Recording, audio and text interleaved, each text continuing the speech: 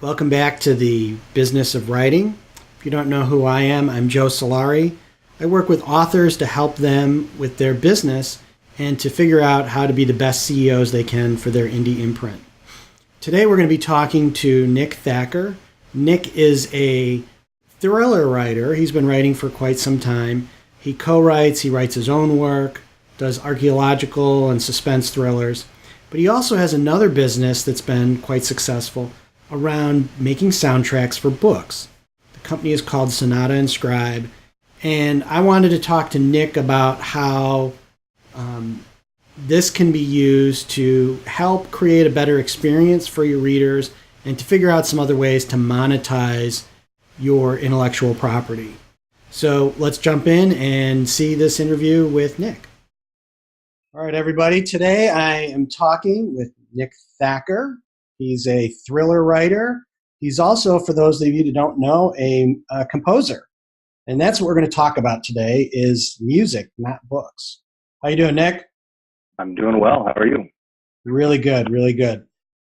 So like I said, we're going to talk about a different project. A lot of people may know you. Well, let's tell them a little bit about your writing and how long you've been writing first. Sure. Yeah. No, I have not been a writer forever. I actually hated writing in high school, but I wrote a book in about, I think it was 2012, and I did it for my dad. It was just kind of a fun project to see if I could do it.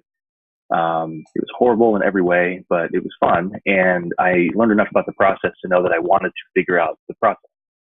And so I kept doing it, kept writing, and by the third or fourth book, I started to see a little bit of sales, kept going, and now 2018 is when we're talking.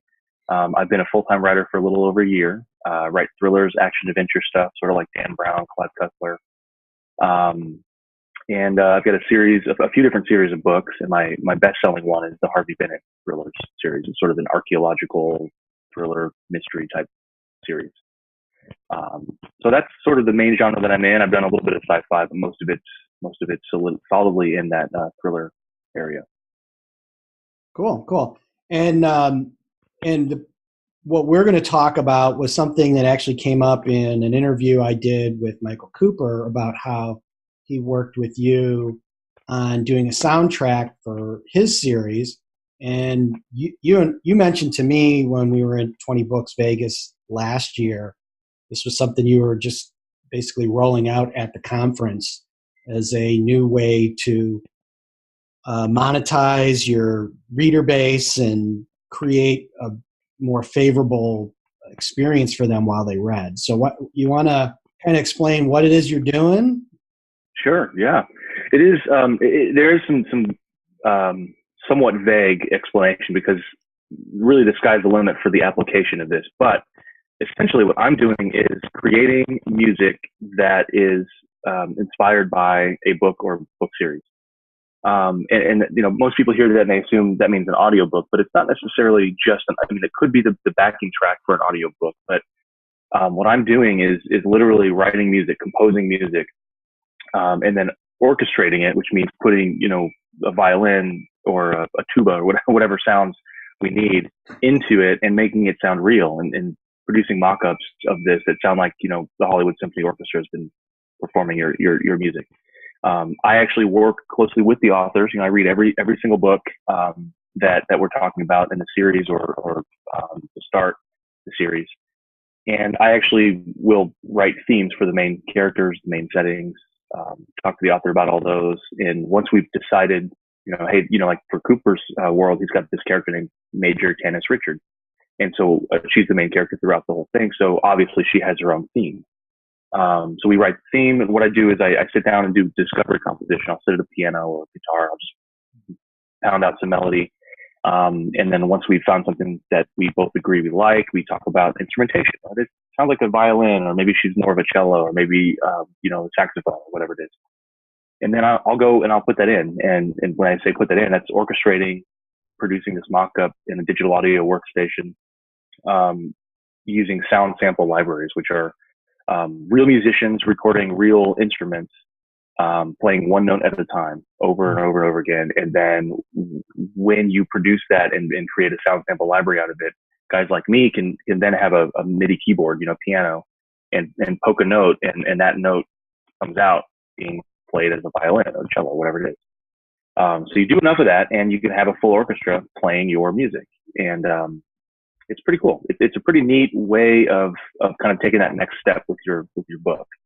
The way that I pitched it in Vegas to these guys was, the idea basically, I've met maybe 5 or 6 writers out of the thousands that I've met who don't listen to music when they're writing. So the vast majority of writers will write to a soundtrack of somebody else's music. They'll open Pandora, they'll open Spotify, they'll type in Hans Zimmer, whatever it is that they're feeling. And you can always tell in my books when there's a fight scene that's, I was listening to like Gladiator soundtrack or something. So you can tell how much I listened to the Gladiator soundtrack in some of my books. I just had it on repeat. But I tell these guys that, and immediately, oh yeah, okay, I understand it. Yeah, I listen to this. I listen to Sigur Rós or whatever the music was. And so I say, okay, that's what I want to capture. But instead of their music, I want to make it sound sort of like that, or what you were feeling or what you were listening to. But this is actually your characters. This is your book. A good example, and so essentially what that is called is leitmotif, which is a term, used in orchestration and composition that means a leitmotif, which is a theme or a thematic piece of music specific to a certain character or setting. You found this a lot in Wagner's operas. John Williams is sort of the new version of that, and he nails it. Most of the time he's brilliant. So Star Wars, the Darth Vader's theme is leitmotif. There's something about Darth Vader that is coming or is on screen, or they're referencing because you hear that dun dun dun dun dun, dun. And that's Darth Vader's theme, right? That's the scariest major chord in the world. So Luke and Leia have their own theme. So all these different leitmotifs are in the entire Star Wars franchise, and it's brilliant how he just weaves them together and stuff. And so that's my goal with it, is to give you music that's at once easy to listen to. There's not really any boring, long, chordal passages. It's all melody and harmony based. And then it's also representative of the book, hopefully. So, good example of that with Cooper's music is there's some scenes, some tracks on his album where Tanis is interacting with the 242, which is the Marine unit that comes and goes. And they also have their own theme. And I've tried to interweave those two themes together in that track. And so you can kind of hear a little bit about what's happening. And if you were to go and ask me or Michael Cooper which scene of the book that falls into, or that corresponds to, you should be able to read that and hear, that and oh, this is happening. These guys are fighting, or these guys are talking, or whatever. That's my goal with it. So that's kind of what the whole process looks like. It's a lot of fun for me. It's hopefully a lot of fun for the author as well. Best of all, at the end of the project, the author has something that they own that they can sell, however they want. Sure.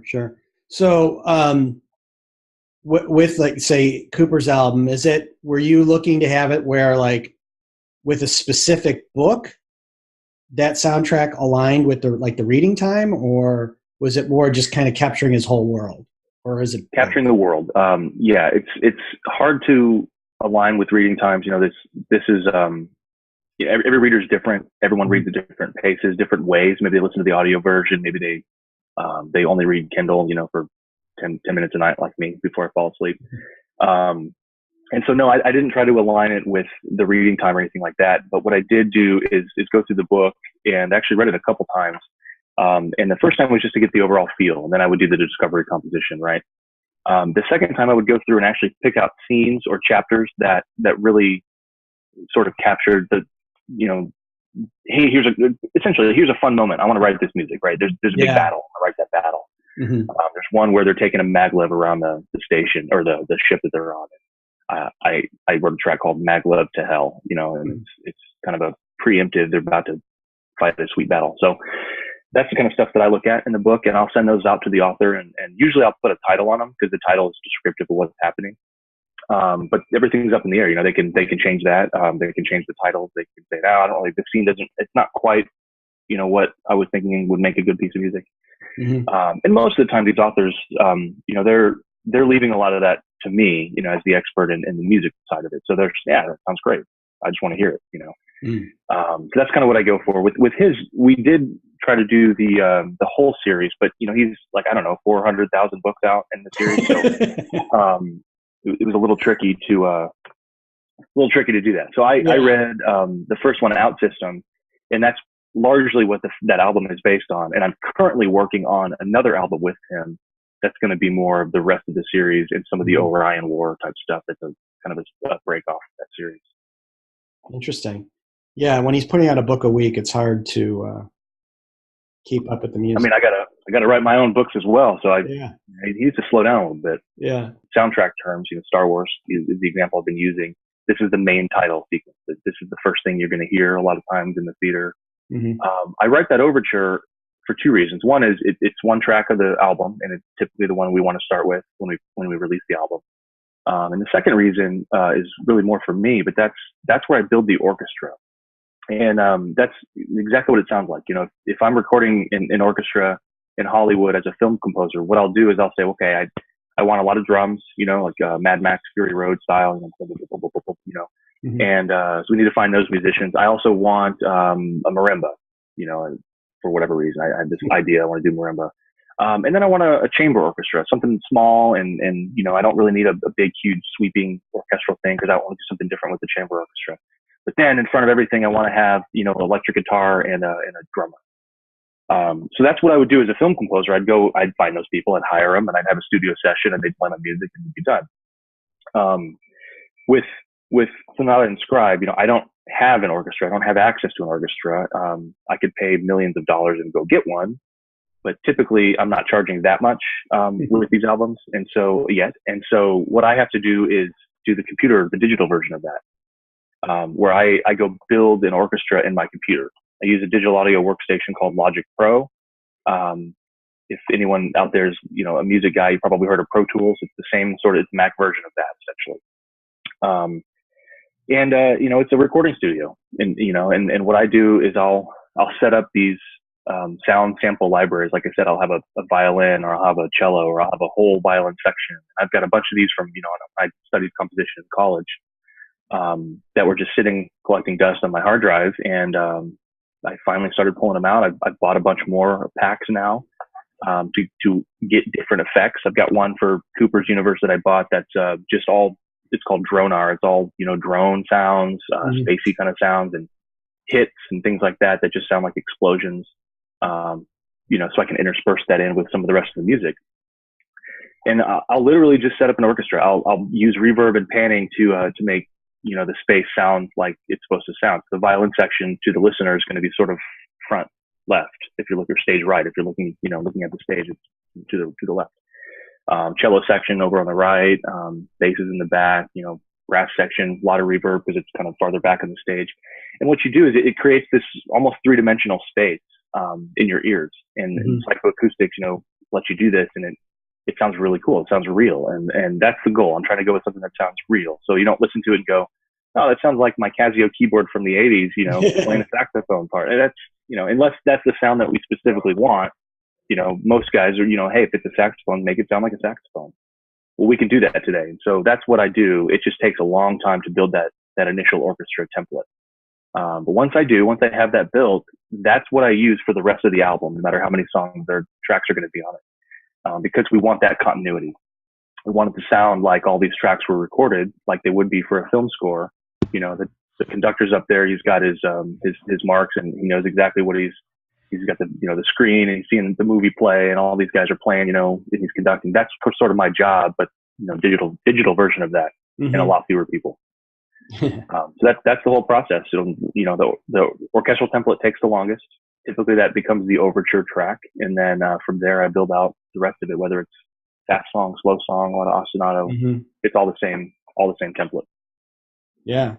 Same thing, Stranger Things, I think, has a brilliant soundtrack to the Netflix original series. It's straight out of the 80s, but at the same time, it's modernized, right? It's almost like EDM or something. Yeah.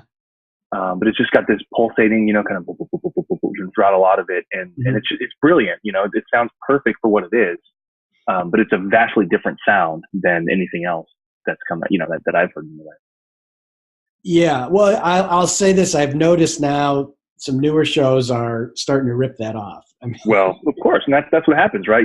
John Williams comes out, and all of a sudden, everyone wants to be John Williams. Hans Zimmer gets huge, and everyone wants to sound like Hans Zimmer. And it's an homage to the greats, right? It's not an insult, that they're ripping it off. It's that, hey, this worked really well. You took a risk with it, and now everyone's doing it. Well, I think the other thing is the psychology of the music, right? Like, there's something that's in the music that makes that experience, right? When you're like something like Stranger Things, that helps set the tone for watching that show just as much as the settings and, the costume. I don't know the numbers, but I've got a theory that about 50% or so of what we take away from the movie is the music. Mm-hmm. And that's why, I grew up with John Williams, soundtracks, playing on repeat in my room. And, the Hook soundtrack is one of my all-time favorites. That's a good movie. It's a great movie when you add the music to it. Yeah. And Star Wars, I think wouldn't hold up as the Star Wars as we know it if you ripped the music out of it. I know that's blasphemy for a lot of Star Wars guys out there, but the movies really weren't that good.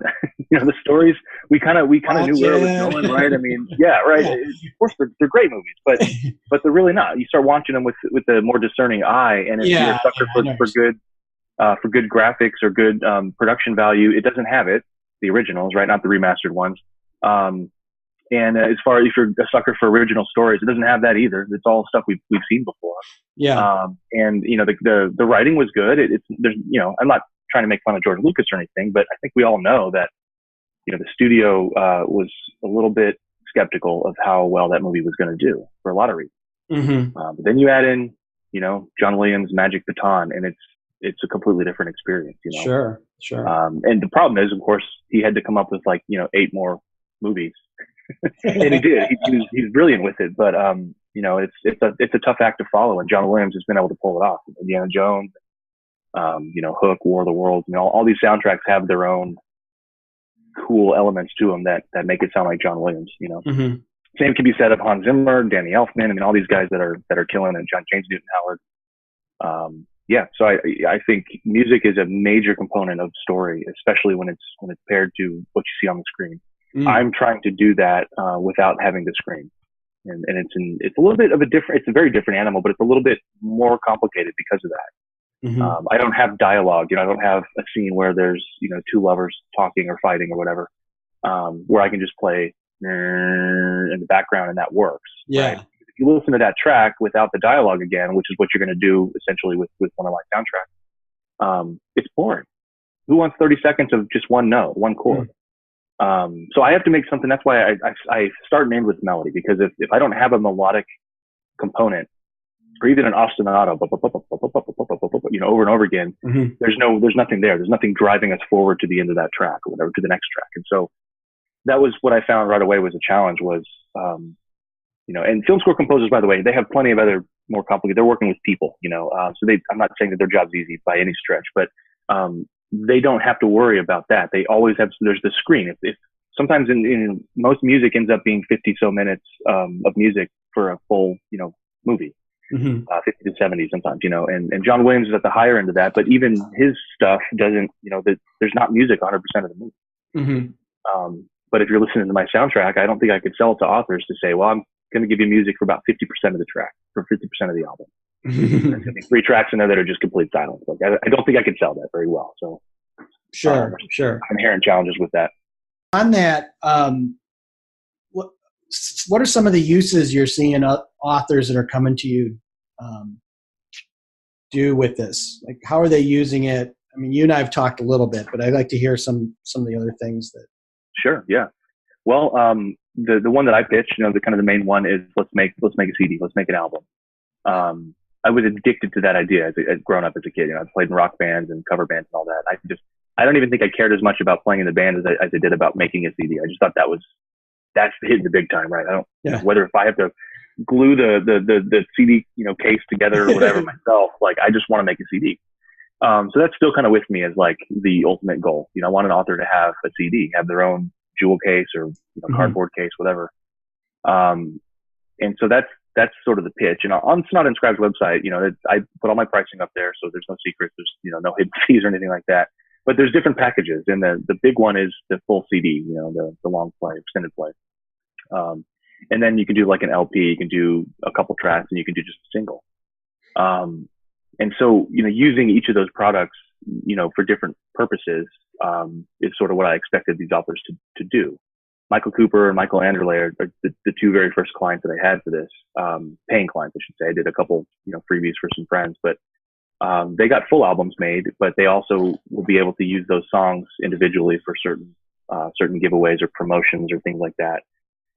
There's a company called Drop Cards that makes plastic or cardboard business size type cards that have a unique promotion code on the back, a promo code, and that's a great way. Our musicians and artists use that to give away their work at conferences or things like that. They just hand out these plastic cards, and you can go download one of their songs for free or something. So that's a great way of saying, hey, I wrote this music for my book, and here you can listen to it. Then of course, you've got direct sales. You can sell the album on your website. You can have people, buy the book with the CD or special edition format. Something like Michael Cooper's doing. He's got a book of just the art, covers and artwork from the rest of his series. And I think, I don't know if it's that one, but he's talking about packaging that together with first 1 or 400 books in the series, I don't know, and then the CD comes with that, and that kind of thing. He did a limited edition of his first book with the CD. Okay, that's what it was. Yeah, that's right. Which is interesting because he ended up selling a lot of those, knowing that people already had the book, even if it was an ebook form. But exactly, he changed special artwork and then the CD.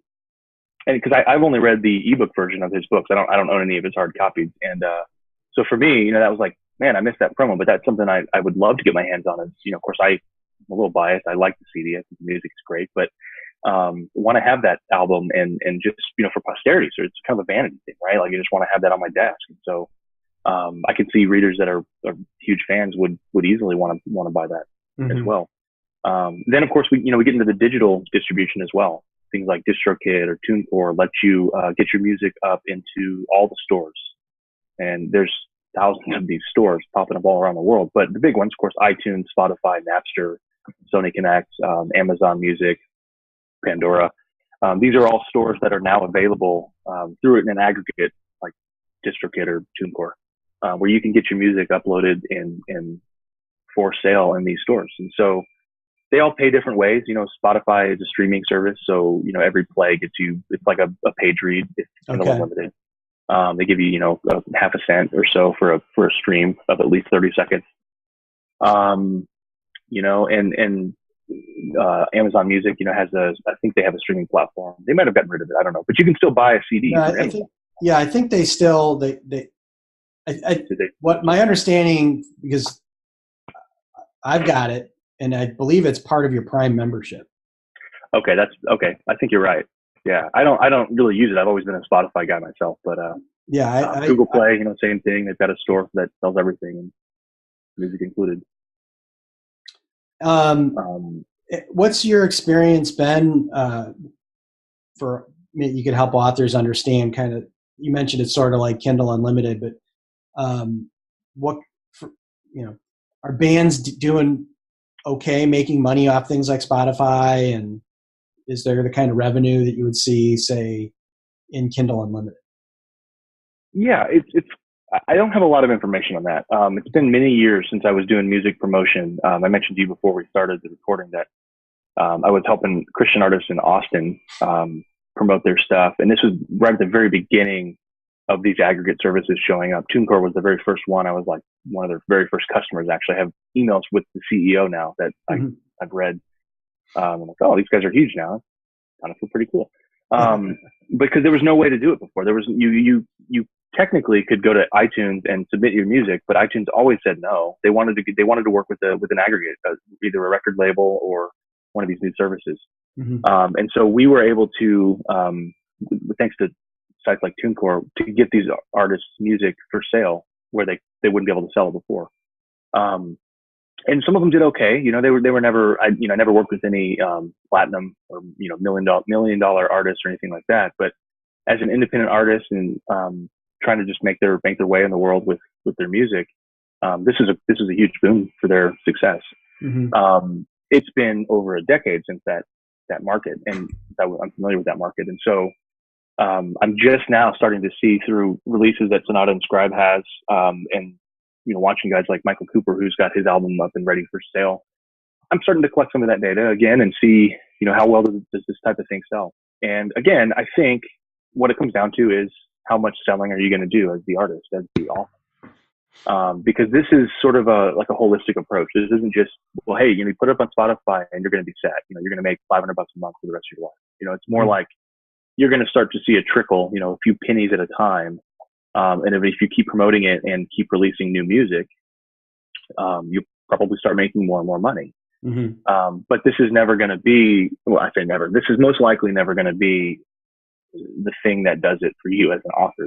It's really about your books first and you as an author and your brand. This is just adding a residual aggregate income to your brand. So I don't know if I don't want to oversell. That is why I'm kind of being a little more hesitant, but I've made a little bit of money. I've got CDs that I had up on TuneCore for 10 years, and they're still making about $100 a month. And that's cool. That's great. I don't have this money. I don't even think about. It's not really much, not really enough to do anything astounding with, but it adds up, of course. And that's sort of the idea here, is the long tail. You don't want to. You're not really going to be the next Taylor Swift. You're going to be this artist that most people have never heard of and never will. But you're not selling zero every month. You're selling a little bit. Well, there's also the intangible, which is this a way to bring people over to your readership, right? So one of the things when I was talking with Michael Sullivan that he made a point about, and I also believe, is when you're doing something like Kickstarter, it's not just about raising money for that particular project. There's an audience there. And, in the case of Kickstarter, these are people that are early adopters, right?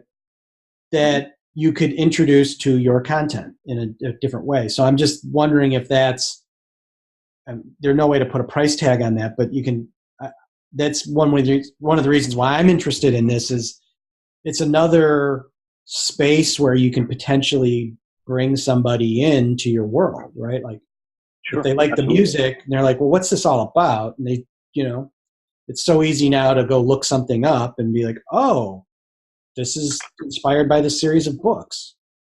Exactly. And that's kind of it's almost backwards, it's sort of we don't think of going that route. A lot of people don't hear about a movie because they listen to the soundtrack first. But that doesn't mean it can't happen. It doesn't mean that it won't happen. And especially because I don't think anyone else is doing soundtracks for books. It's sort of kind of a really, wild, wild west there for me. The sky's the limit with what we're going to see with this. I think if I focus on the quality of the music and really capturing the essence of that book for the author, I think people will start to take notice and say, this is cool. Maybe I can't afford a full package now, but I can buy a song that is the overture that represents the book. And then I use that song for everything that I do. A YouTube video, book promo trailer or something like that, and I've got the music for it. I was talking to Matthew Mather, who's a pretty well-known author in the thriller space. A few months ago, we were talking about doing a soundtrack. And so I'm going to be working on a single song for him for now, but he's talking about, licensing and options for movie rights and things like that. And, his pitch was, well, I don't know how it all works, but if the music's already done, maybe we have that as a selling point too for the studio to say, hey, look, you pick up the book and you maybe want to reorchestrate and rewrite everything and hire a film score composer proper, but at least your themes are all done and my readership is familiar with them and it works and it's really good for what it is. So things like that. I mean, that's kind of a backdoor way of getting into something like that. But no, none of the movie studios have called me yet, so we'll see where that goes. Do you have any other kind of anecdotal stuff or thoughts on how this could be used for promoting books? Sure. Yeah. I'm working with Richard Fox right now. He's a sci-fi guy, and epic sci-fi. And he's got a series, The Ember War, best-selling series. And I did a song for that series that he's using for his promotion. That's on Kickstarter. So he's doing a comic book version of his series. Just to clarify, I'm pretty sure that's on Indiegogo. Oh, sorry, you're right. Yes, yeah. I misspoke. Yeah, Indiegogo, right. We're going to be talking with him in a couple of weeks once he gets some data on that. Nice. Yeah, that'll be great. I'd love to hear. Yeah. Of course, I'll listen to the podcast episode. But he specifically wanted a track for that Indiegogo campaign. So the video, with the voiceover and everything, in a world. That's kind of that's what I was writing the backing track for. So that was fun. I didn't have the video or the voiceover to go off of, so it was just same process that I've used for everything else, where I read the book, I get familiar with characters, we talk a little bit about theme and stuff, and he was easy. He was just like, yeah, go for it. I trust you, whatever. And then I just composed it, orchestrated it, gave it back to him, and then now I'm actually helping him edit the video down to sync up with the music and stuff a little bit more. So that's one way. That's another thing, another way of promoting. I know you and I are going to talk about some of the Kickstarter stuff in a little bit, but I think that's a big one for authors. That we're not even really scratching the surface of yet is these crowd-funded programs, not just to release a book, but a whole universe of products, whether it's a board game and a book or a series and a soundtrack, all that kind of stuff is perfect, fodder for these stretch goals. Yeah.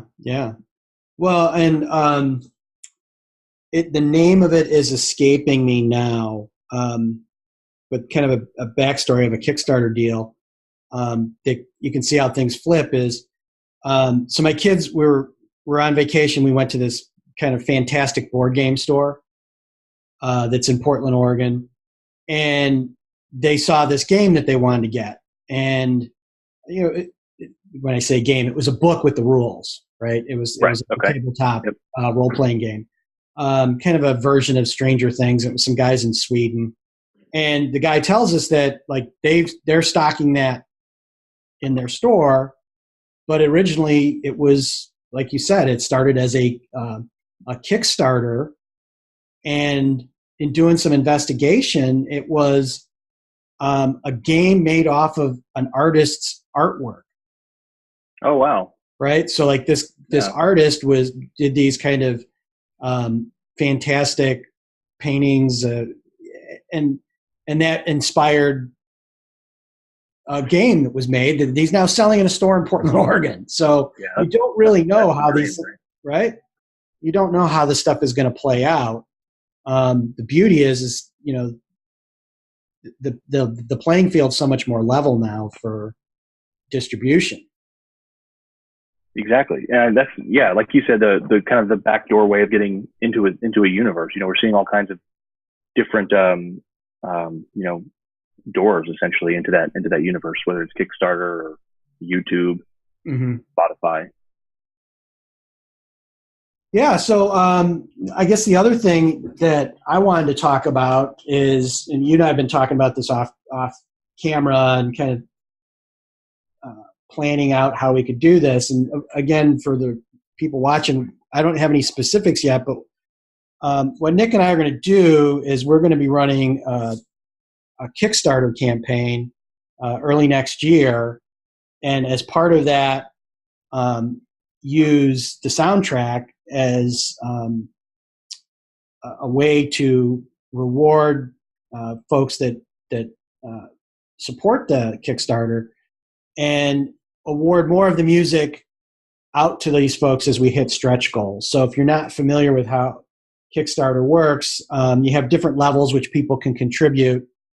Whether it starts at $1 and goes up to, there's people that have $10,000 levels on that.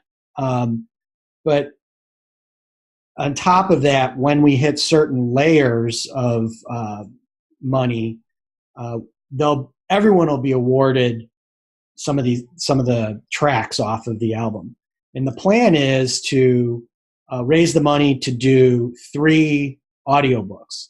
So there's kind of 2 experiments from the business perspective, is how we can use the soundtracks. And then what I'm really interested in is helping authors figure out a way that maybe if you're not making the kind of money to get into audiobooks, you can do two things. You can get that funding, and you can find another audience. It's funny because there's some folks that they feel from what that have talked to me, there's kind of this stigma around Kickstarter and doing this stuff that you're kind of begging for money. And it's not, these people are getting a product when it's done. They're just prepaying. Right. So, certainly we'll be on some more to talk about that, but, I'm real excited about working on this project with you. I am too, because again, this is going to be, sort of a different model than what I've been doing, which is read the book and then produce a soundtrack. And you're not going to have the book yet. And so it's going to be one of those things where we're talking, just as this stuff is being created, we're going back and forth with ideas and sending songs back and forth and hey, read this book because this is sort of the feel that I want to capture with this sort of this universe that I'm building. I think it's brilliant. It's exciting. I kind of want to just get started on it today, but I do have other projects to do. But yeah, no, I'm really excited to see how the whole model works, because that's going to be really, really crucial for authors going forward is understanding how a platform like Kickstarter can kickstart their book series or their universe. Yeah. Well, and we could be on here like licking our wounds, but that's how you figure things out, right? Is we'll be everybody's crash test dummy here and see how it works. And exactly. I'm excited because if it works as I think it can, and from the research that I've seen and talking to some of the folks that I know that have done various Kickstarter projects, this could be a way for authors that are, just starting and have a couple books out in print, and they're like, geez, I really would love to have an audiobook, but I can't see how I can come up with, several $1,000 to do a fully produced deal where I own my rights. Right. Well, if this works, then yeah, there's some extra effort, and you're going to have to run a well thought out Kickstarter campaign, but you can get that money. And again, these are your customers. These are just a different platform, right? They're going to get an audiobook that they paid for. They've just paid in advance. Exactly. And unlike and I don't really know the history of Kickstarter. I was on it many, many years ago and I thought it was pretty new, but it seemed like their whole pitch was, hey, we'll give you the platform and make this easy, to collect money and all that. But you have to kind of bring your audience with you. You do a lot of social networking, promotion, that kind of stuff. And so at the time, it wasn't for me because I didn't have that. I didn't have the audience to bring, and I didn't want to go through the embarrassment of setting up a $500 Kickstarter campaign and making $40, my mom. And so but today, you've got this whole platform of people who are on Kickstarter for fun because they are interested in these different projects, and they may fund some of them, but they really just want to go through and browse. They're shopping, they're window shopping, and Kickstarter has a brilliant website for that. They've really tapped into how to do that well. You go to Kickstarter and you're immediately sucked in to, oh yeah, this board game, this looks awesome. Okay, it's like Settlers of Catan. I like Settlers of Catan. Let's watch the video. Let's, oh, $20, I can get a print and play. Let's do it. Yeah. And so that's sort of the way it's like. As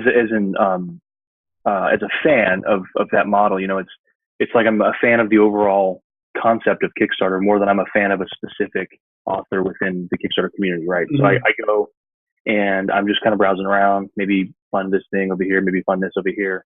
But then if an author does it right, I've funded their project, and then I'm going to be hearing from them, and eventually I'm going to realize that, oh, okay, I like this author a lot.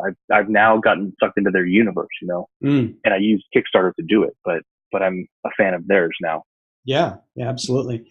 And I think that, you're absolutely right. It's evolved, and now, especially for hard products and certain specific things, it really is almost a test kitchen. Mm-hmm. Are you familiar with Steve Madden, the guy that makes shoes?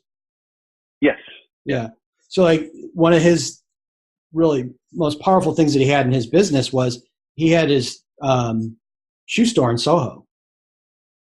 And I think their factories in New Jersey, like their headquarters is in New Jersey, but like what they would do is why they were so able to essentially set trends was, he was a maniac. Like he was out and he saw things that influenced him. He would go back to the factory. They would make these shoes. They would make like 10, 12 pair, go put them in the store in Soho that weekend. And he would sit there and see who looked at them and who bought the and then they would use that to then go back and say, okay, that didn't work, or why didn't it work? And if it did, then they would go and send it through a factory in China to go make 100,000 pairs of shoes. Nice. Okay. Right? They were using small focus group type stuff, but with a real world application on it. Yeah. Yeah. And I think that's what I see as exciting about where Kickstarter is now, is that, like you said, there's a more mature audience there that's prepared to vote with their money. Like, okay, exactly, yeah, and it's a trusted platform, so it's not like you're sending people to your own website and saying, "No, I'm going to deliver. I promise. Let me just take your money now." And everybody knows how Kickstarter works. We're familiar with it. It's easy. You link up your Amazon account to pay or whatever. So it's kind of no thought required. Yeah, and if it doesn't get funded, if the full money isn't there to make the project a success, then nobody has to pay anything. Right. So it does work. But yeah, we didn't want to talk solely about the Kickstarter. I mean. The main thing here is how to use soundtracks and music and the services that you have to help an author not only make some more money, but create that atmosphere around the world that they're building. Absolutely. Yeah, and you and I have been talking quite a bit about this concept of, you have a book, which is kind of your most granular, your smallest offering. And, the biggest one might be, spend a weekend outlining a book with, the author. What are those in between things? What are those products in between to get there, to get your fans into super fans that are going to, pay for all that stuff down the line. And a soundtrack is a perfect way. It's a perfect product for that, because people who get sucked into a book series want more. They want the full experience. And if the auditory side of it is part of that experience, give it to them. Mm-hmm. Well, and to that point, we mentioned stuff that Cooper is doing. I know that Anderley is doing books now of, the artwork. When I talk to the Sullivans, they're doing their own print runs. They're literally printing. When you buy the book, it's the exact same print inside between a trade publication and their $125 faux leather rare edition. The insides are the exact same. They just get them bound differently. Right. That's awesome. So, but the point is that you can get that trade paperback for whatever it is, $5.99. Probably more than that because it's a bigger book, right? But their top end is $125. Right. Now with that, and that's just the books. That's not even any experiential stuff. That's just, you want the book. What format do you want it in? Yeah. And really, what are you buying there? Because when you buy that, you get two books. You get the trade public paperback, and you get the fancy special book edition, in the cover, right? Right. That you're not selling that $125 book to read. That person, probably the furthest they'll go in is the first to see it signed and. Right. Exactly. Yep. Right. It's a collector's item. It's a different experience. Absolutely. Yeah. Yeah, and I'm excited to work on this, and we'll be catching up when we're in Las Vegas. Definitely. In a couple weeks, and then if anyone listening is in Vegas, make sure you say hi to both of us. We'd love to meet you and talk and all that. I know Joe has nothing to do while he's there, so he's. Yeah, I didn't even give my. And what do you got? Keynote, you got a couple sessions, and then you've got a bunch of one-on-ones with people, I think, right? Yeah, I painted myself into a corner. I didn't even give myself time to go to the bathroom. I scheduled 31 one-on-ones, and all the appointments are taken. So, jeez. I'm pretty much walking around with a colostomy bag. Yeah, I probably will be signing in the last few. My voice goes pretty quick, so Exactly. Have to have a translator. yeah, Sit next to you and say, well, so what Joe's about to say yeah, is you need to write another book. So. yeah. But no, yeah, I'm definitely, if you're going to be in Vegas, feel free to stop me in the hall and ask me a question, and that's what I'm there for. But before we go, why don't you give the pitch? Like, where should they find you? Sure. I mean, I'll put all the stuff in the show notes, but talk a little bit about where they can find your books and where they can find the information about Sonata and Scribe. Absolutely. Yeah, no, Amazon's, that's the place to get the books. I'm exclusive to them for the ebooks, but if you want any other format, those should be all over the place. My website's just my name, nickthacker.com. And for the music side of things, that's sonataanscribe.com. I'm mostly on Facebook if you want to interact. Twitter's, hit or miss. But I'm author Nick Thacker on Facebook, so you can find that on the Facebook. But yeah, thanks for having me on the show. I appreciate talking about some of this stuff that is new to me and new to a lot of authors. No, thanks a lot. It's great to have you on here, and enjoy. For those that don't know, Nick goes away to Hawaii for how many months? Only 7 this time. Only 7.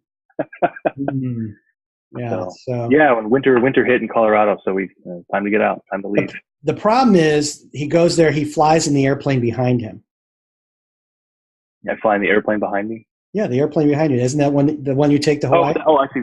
Yeah, I forgot that was in the shot. Yeah, that's my dad's got a helicopter addiction, and so in planes and stuff. So he builds them and flies them. It's awesome. It's cool. But I'm sitting at his desk, which is now it's got this massive, flight stick, joystick thing, and 2 screens that he uses, and that he's got this. It's a computer game. He calls it a simulator because he doesn't want to be a computer gamer, but it's a you fly the helicopters and then you set the wind speed and all that. It's funny, but yeah, he's tried to get me into it, but I kind of just want like the crash test dummy version. I want to go like crash him into stuff and have. Yeah. He hasn't built any with guns yet, so I'm not really that interested. Yeah. Good enough. All right, man. Good talking to you. You too, Joe. Thanks a lot for the time, and we'll catch up. All right. Soon. Talk to you later. All right, bye.